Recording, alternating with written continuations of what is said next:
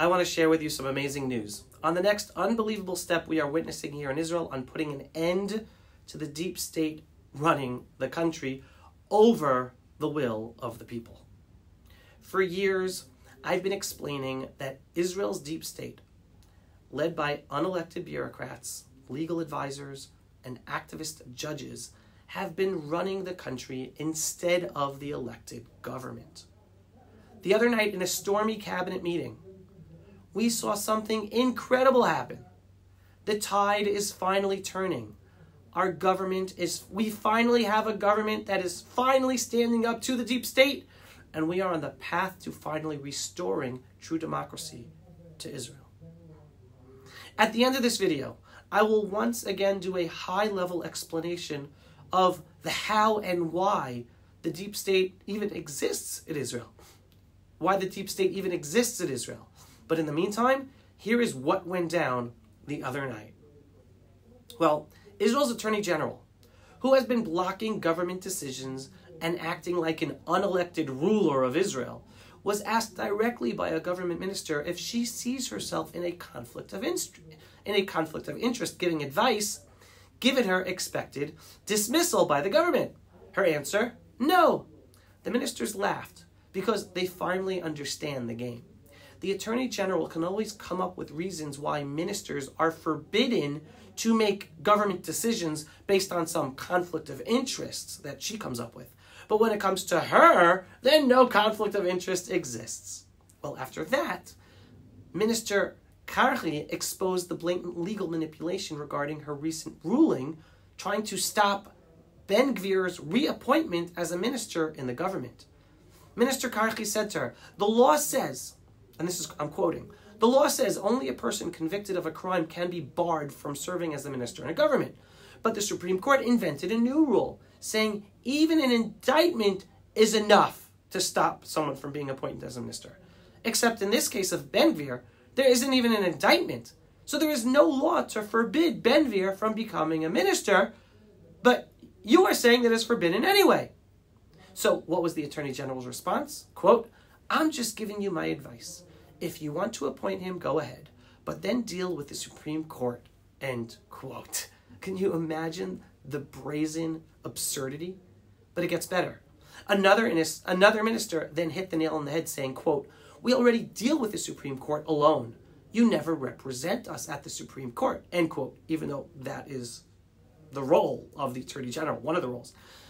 And that's totally correct. The Attorney General's office that is supposed to represent the government in the Supreme Court is always coming out government decisions and laws. So the government has been forced to find outside counsel to represent it in front of the Supreme Court because the Attorney General won't.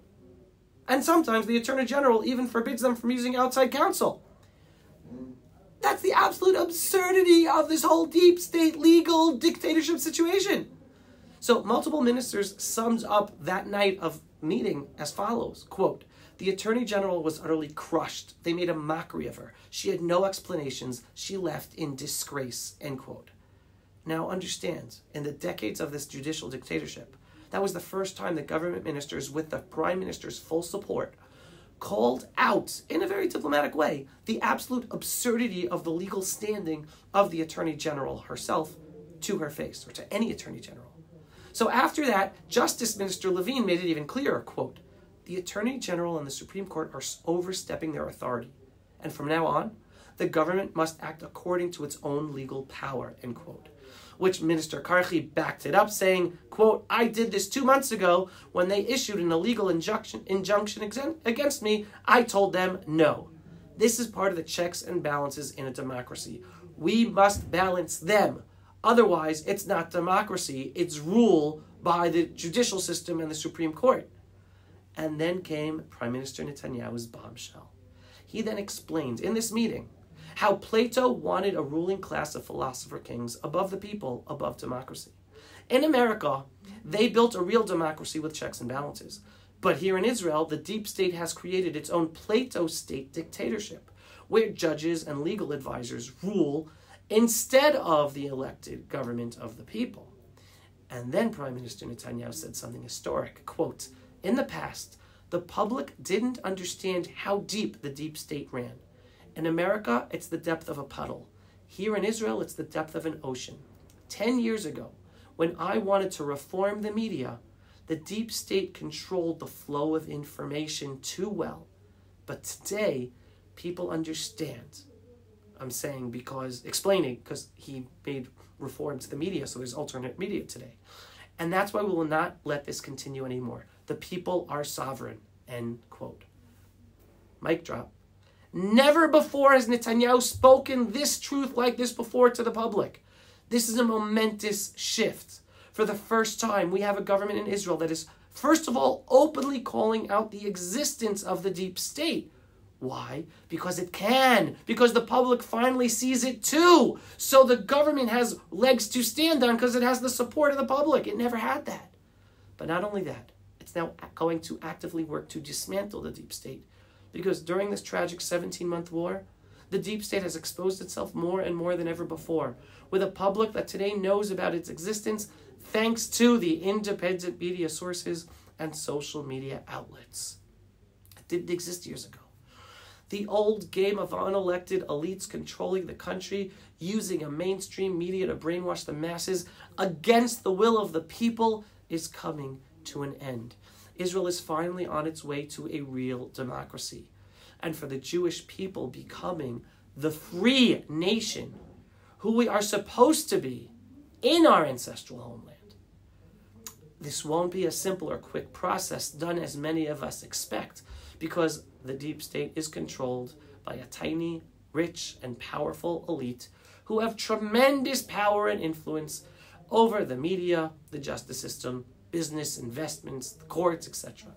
But it is a process that has begun in a powerful way with what Prime Minister Netanyahu has just said. And this process will be completed. This tiny elite are manipulating the masses to shut down the country again, even calling for civil war and insubordination in the IDF, just as they did in the judicial reform protests before October 7th, 2023. But the public is no longer supporting them, as so much corruption has been exposed during this war and made people realize that they don't want to return to those divisive protests that support the deep state that very much is responsible for the failures of October 7th. Now, stay with me for a few minutes as I give you the backdrop explanation to understand why and how the existence of this deep state in Israel even exists. So, let's start with this. When Menachem Begin and the Likud party won the historic 1977 election, it wasn't just a political shift, it was an earthquake for Israel. For the first time, Israel's founding socialist elites, Labor Party movement, who had controlled the country since its founding, they lost their grip on the Prime Minister's office and the government. But let's be very clear, they didn't lose their grip on power. They simply moved it behind the scenes once they lost the political battle. This is when Israel's deep state, a network of entrenched bureaucrats, legal officials, military elites, and media gatekeepers, was basically put into action. Their mission to prevent the then 1977 elected right-wing religious and traditional Jewish public win from truly reshaping Israel's society and policies according to their values, even though they won an election and continuous elections and have continued to win elections. So how do they do it? Well, number one, the legal system. They use the legal system as a political weapon. One of its first and most powerful tools of the deep state is the judiciary. Over the years, Israel's Supreme Court, self-selecting, overwhelmingly left-leaning and unaccountable to the people, granted itself immense power. It began striking down government decisions, overriding Knesset laws, and dictating policies that aligned with the secular, leftist, globalist vision for the state of Israel. Judicial activism became a firewall against the right-wing governments of the governments we elected. But it wasn't just the Supreme Court. It was also the attorney generals across all government ministries and government departments and organizations. So if Minister X wanted to pass a law, the attorney general of his own ministry would say, oh, it is illegal, and I won't allow it to become a bill, and the Supreme Court wouldn't allow it even if it gets to become a bill. And if such a bill would then be passed, then left-wing NGOs would petition the Supreme Court. and the Supreme Court would then annul the law. That has been the modus operandi for decades. That is the fear that our elected officials have been working under even after they're elected or ministers. That is how the deep state has tied the hands of our right-wing religious elected officials. They were elected to make changes, but never allowed to make the changes they were elected to make by the judicial system. And then the voters blame the politicians for failing to make the changes voters elected them to make, which is the narrative then pumped by the mainstream media to convince right-wing voters to not have them vote for their traditional right-wing parties and instead pump up deep state-supported parties that talk right but are really about stealing the right-wing votes to then go left in governments. That's our reality that we've been dealing with for decades. It's a perfect storm that we experience in every single election, all managed by the deep state.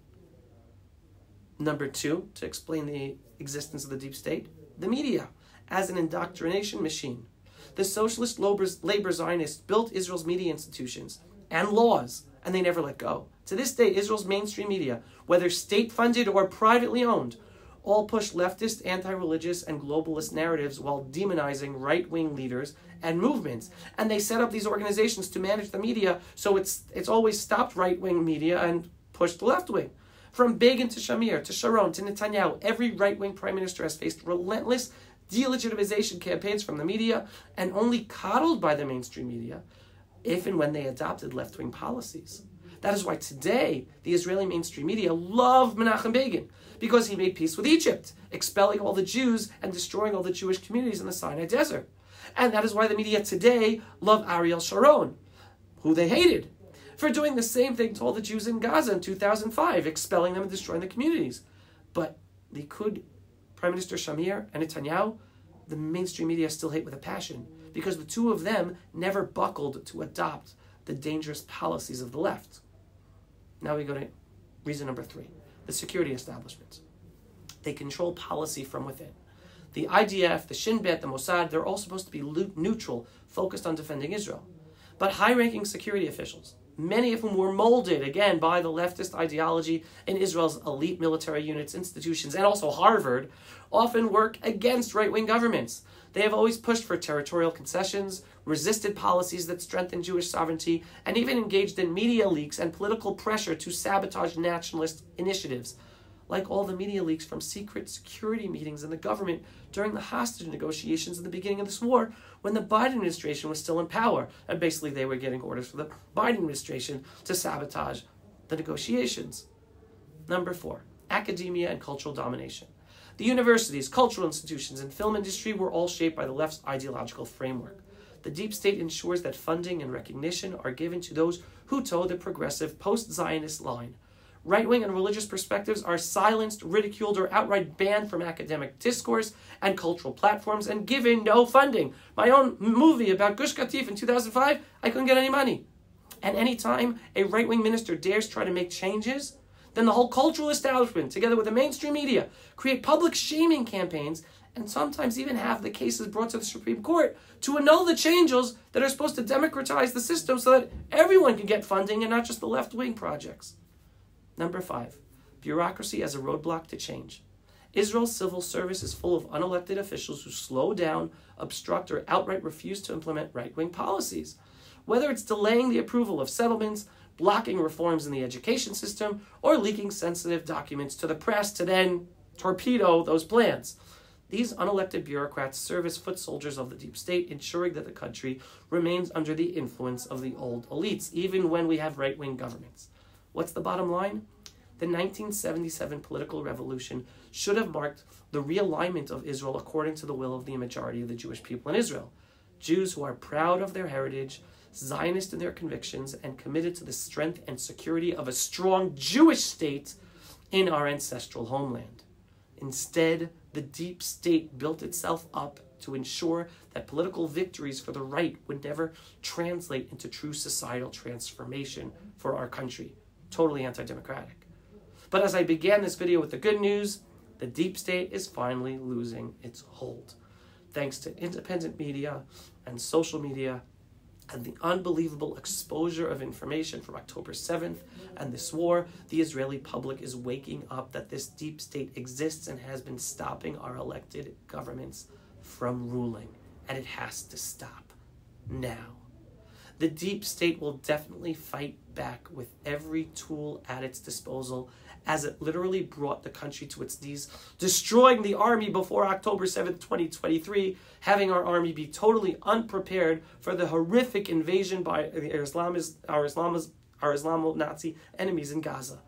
But this time, the masses are not with the protest movement. More and more people are calling its bluff. They say they protest for the captives in Gaza, but it's really all about toppling the government. They say they protest to protect democracy, but it's really about preventing democracy. This time our government finally understands that it has the support of the people of Israel to heal Israel's democracy and put an end to the power of this deep state. It is still a process, and it will take time to make all the necessary changes, but it is a change and process that is finally happening. For someone like me who has been talking about this issue for close to 30 years, it is a breath of fresh air to see it finally happening. Thank you, God above. Everyone be patient and strengthen your faith in God above. It's up to us and Him. Us to learn the truth, be educated and share the truth, and then trust Him and push forward those who are working on making the changes. As I always say, we will overcome our external enemies and our internal challenges. We are a miraculous people. We are proof that God exists here, the Jewish people in our ancestral homeland. Am Yisrael Chai. Stick with us. And if you're a Jew and not home in Israel yet, what are you waiting for? We are making history, changing the world, being proud Jews in our ancestral homeland. Come join us ASAP. That's it for today's Pulse of Israel. If you are not yet a subscriber, what are you waiting for? Only by us do you get a belief-based, inspiring, politically incorrect truth on a daily basis about Israel, the Jewish people, the freedom-loving world. Go to pulseofisrael.com and sign up today. And we are a donate-based organization. We need your donations, large or small. Just go to pulseofisrael.com and click on the donate button. Shalom, everyone, and thanks for watching. Pulse of Israel, frontline videos from the Holy Land. Support our work by donating today.